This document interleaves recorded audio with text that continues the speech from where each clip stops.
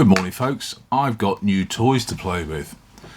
Now, I almost exclusively stitch with tiger thread, and if you've watched many of my videos you will know that I prefer tiger thread over linen because linen, well, many people get on well with linen, I snap linen. That's because I'm huge and pull too tight and snap it.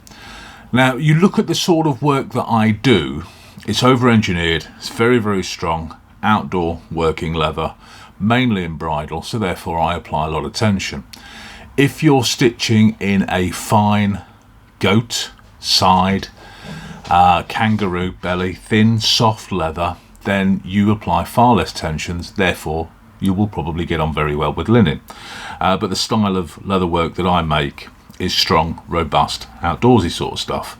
So I like a thread that I can put a lot of tension on, seat the surface of the stitching beneath the surface of the leather, and everything just comes together really, really nicely.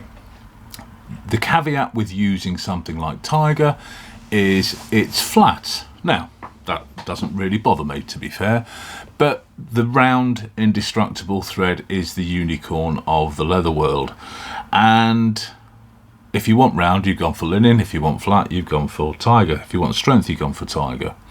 But I was introduced, well, I wasn't introduced, the story started with, when I'm doing fine leather work with tiger, I would use Ritzer 44, which is a 0.4mm thread. Beautiful for 10 stitches, 12 stitches per inch, really, really strong, still tiger. It's mainly machine thread, but you can use it for hand stitching. It's braided polyester, comes waxed, it's exactly the same as Ritzer 25 tiger thread, but they're going to stop selling it. I don't think there's enough call for it. I think there's too many alternative machine threads out there, and as a result my supply of 0.4mm Ritzer 44 is going to dry up. That then prompted conversations, and ultimately I came across a chap called Bill at District Leather Supply, and he is the distributor in the US for a Japanese thread called Vinymo, and this is Vinymo. Now I did have 3 blacks, but a lad from North Carolina was getting on so well, had no thread at all. I gave him a spool of thread, so I've only got 2 blacks here. They come in various sizes and a phenomenal range of colours, and we'll look at the colour card in a minute. I think it's 90 plus different colours, but the main colour that I use is white if I'm stitching black bridle, steel furniture, yellow if it's brown bridle, brass furniture, and everything else is black. So I've got black, white and yellow, and Bill was kind enough to send me a bit of red in the sample sizes as well. Now these spools come on the 0.8 or the number 8, which equates to 0.4mm, comes on a 1000 meter spool. The number 5 equates to 0.5mm, comes on a 1000 meter spool, and the number 1, which equates to 0.6mm, comes on a 600 meter spool, and they're about $24 from District Leather Supply. I'll put a link in and you'll have some information towards the end as well. The distinctive thing is this is twisted but bonded thread, so the idea is when you cut it, it doesn't unravel. There's a bit of fur to it, but if we work really hard we can get it to fray. But if you get to that point, get a little bit of beeswax and we're back again, so it's easy enough to thread needles. Now I like this, I'm getting on well with it. There are issues with it, there's issues with all thread. There's a little bit of stretch to it. Piercing the thread with a needle can be problematic when you're stitching, especially if you give it a good tug and not know that you've done it. Tiger thread heals really, really quickly. This can catch and pull a thread out.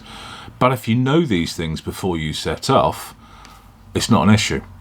That stretch I thought I didn't like. I didn't think I was going to get on with it, but actually it's added a little bit more definition to my tension, and it's working for me really, really well. I know if I pierce the thread, I'm going to have an issue, so I ensure I stitch, making sure I pull on that thread before I pull the needle through to make sure that I haven't. And those two minor things, once dealt with, will give you a nice stitch. Now, it comes in a number of other sizes as well. I mean, I've got bigger sizes here. This is 0. This is possibly also 0, but in black. Now, they only come in black and white, I think. It's a big, heavy thread, ideal for sort of 6 stitches per inch, 5 stitches per inch. But in addition to this, there's also 20, which is a very, very fine thread. And I managed to get hold of someone. I went over to California the other week and was working with Sean of FineLeatherworking.com, and he had some 20, and I've got to say, it was stunning. Absolutely stunning, really fine stitch. It just popped at 9 stitches per inch, but really would come into its own for 10, 11, 12 stitches per inch as well. At the moment, here, I have number 5, number 8, and number 1, which is the 0.4, 0.5, and 0.6 mil. And I am going to have a play. Now, I've got a number of irons here, and I think this is probably pretty much cover the sort of stuff that you have. I've got the cheap Chinese eBay sort of stuff. I've got the Tandy Craft Tool Pro. I have the Sewa stitching irons. I have KS Blade, Amy Rourke, Crimson Hide, and Blanchard. So I'm rather hoping that this will cover all ranges. And what I'm going to do is I'm going to bang out a piece of leather with a shed load of stitches. You can have a look at me stitching as well, but let's have a look at how many different threads we can get in one SPI, because I'm finding at the moment that I can bang out a row of holes at 7 stitches per inch and use all 3 of these threads, and it gives you 3 different looking threads. So what I'm going to do is get a piece of leather, make a bunch of holes, stitch it up, and then have a look. Let's do that first. So what's going on here is I have taken some of the main irons and I have done 3 rows of holes. So what you see in yellow at the top are the Blanchard 7 SPI pricking irons, and I've used the number 8, which is the 0.4 mil at the top, the number 5, which is the 0.5 mil on the next one down, and number 1, which is the 0.6 mil on the bottom of the yellow. And the idea behind this is I get asked all the time, what's the best iron to start with? And my advice will always be 7 SPI. It's the most forgiving iron to get you started. But then the next question that usually follows is, well, what if I want a finer stitch? What if I want a more robust stitch? So we have a thread here in 3 different sizes that if we stitch with the same iron, 7 SPI, using 3 different thread sizes, we can have 3 different styles of stitching. Well, it's the same style of stitching, but they look different. We can class, if we really want to, the top one as a fine stitch, the middle one as a good all-rounder, and the bottom one as a heavy stitch. And we can have 1 iron for 3 different styles of items, so we can have wallets and purses and key fobs and fine delicate goods with the number 8, going up to sheaths, belts, bags with the number 1. So I'm stitching a card here with lots of different stitching going on, and the idea is to give you a good cross section of what this thread looks like, and it's as much for me as it is for you, because I have a bit of interest in this thread, given that I'm about to lose the dogs are grumbling. I'm about to lose my Ritzer 44. I want to know what my alternatives are, And when students come along and they have certain irons, we can have a look at this and say, well, this is what this iron with this thread will give you. And we have a good indicator. And with that indicator, we get the information that we need about what SPI suits what item. Now, there are a number of different size threads available. The 20, having looked at that now, I really want to get a spool or two of that, because I think there's a definite place for the 20. That's a lovely fine thread, and if you like your French style of stitching with big hole fine thread, then that's really going to give you that. At the moment here, I'm on the second row of a series of 3 of the Crimson Hide irons, 3.85mm, which again is almost 7 stitches per inch, and we can get a good indicator of what's going on with that as well. I've increased the thread size now to the number 5, the 0.5mm, and when I finish this I shall go on to the number 1, the 0.6mm. But this is just whistling through. Now it comes unwaxed, but I'm led to believe there's a little bit of a possibly Teflon type coating to this, and it just whistles through the hole, an absolute dream. You can wax it up if needs must, but so far I haven't found it necessary to do that. So that's it, we're done. There's my little stitch card all sorted out. The top 3 are the Blanchard 7 SPI. That's stitched with number 8, which is the 0.4mm at the top, the number 5, which is the 0.5mm, and the number 1, which is the 0.6mm in the yellow. Beneath that, I've gone for the Crimson Hides.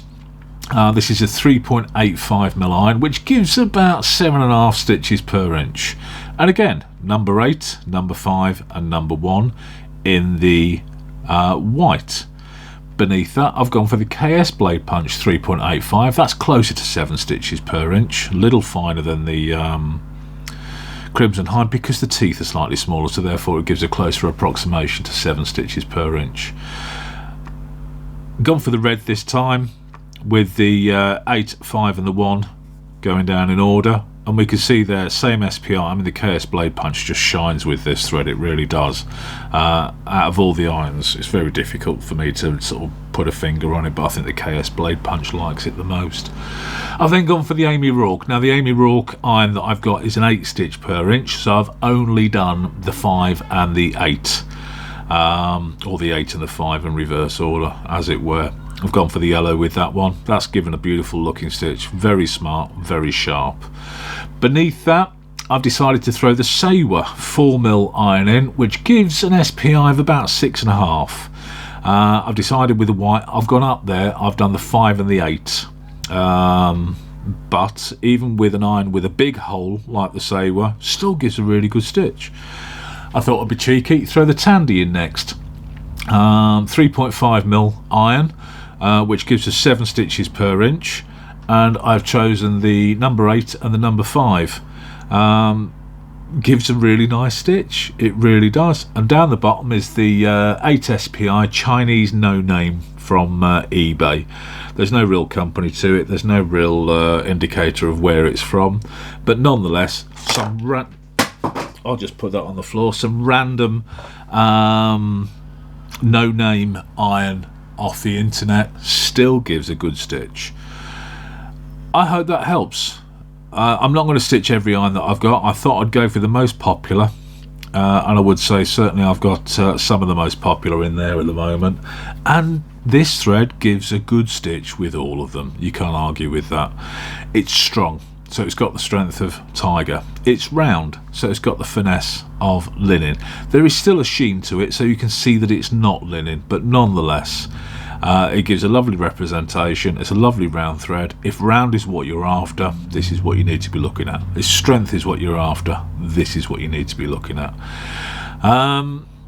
Very, very happy. It's a good thread. Just to give you a bit of an idea, again, it's available at the moment in the US from districtleathersupply.com. Go and drop an email to Bill. If you want the number 1, the 0.6, it comes on a 600 metre drum. If you want the number 5, the 0.5mm, it comes on a 1000 metre drum. And if you want the number 8, the 0.4mm, that comes on a 1000 metre drum. All the big drums are $24.50. If you want sample packs, not packs but spools, like the little 60 metre jobs here, they're all $6.75. It's of note, if you want the 0, which I think is about 0.8mm, only comes in black and white. However, all the rest come in a multitude of colours, and let's have a quick look at that before I sign off. So here we have the colour chart from Vinymo, and you can see there's an absurd amount of colours. I mean, I have the red, the black, the white and the yellow. That's just 3 of the colours. You have down here the weights, so evidently from this I have the 0, which you haven't seen me stitch with, that just comes in the black and white, the 1, the 5 and the 8, but in addition to that there's a 20, 30 and 40. Now these are predominantly machine stitch threads, but that 14 to 16 stitches per inch, phenomenal. 30, 12 stitches per inch, 20, 12 stitches per inch, you can go mad, you really can. And then all the different colours. So if you've got a specific leather, specific project or a lining that you want to colour match, there's a good chance you're going to find what you want in here. You've got a whole range available to you, far more than you get in Tiger. I do know there's a phenomenal range in the filet chinois, but I would say that this is probably a good comparable match to a colour range.